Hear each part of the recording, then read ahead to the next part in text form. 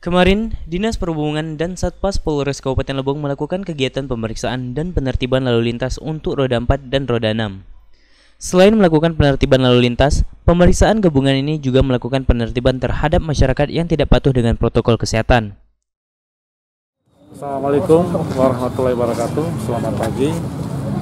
Kami dari Satuan Lalu Lintas bekerjasama dengan Perhubungan.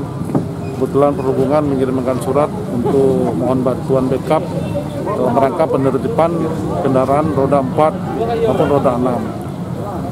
Karena di Perhubungan itu ada buku KIR. Nah, buku KIR jadi berdasarkan dari hasil pantauan dari rekan-rekan Perhubungan, sebagian kendaraan angkot maupun penumpang maupun barang tidak ada mengurus KIR. Jadi kami mohon bantuannya dengan sasaran roda 4, roda 6.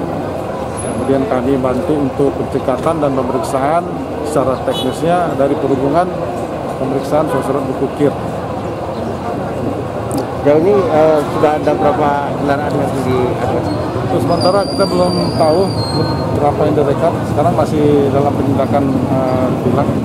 Untuk pemeriksaan kendaraan roda 4 dan roda 6, jika SIM dan STNK mati akan tetap dikenakan sanksi berupa penilangan. Rega Saputra melaporkan.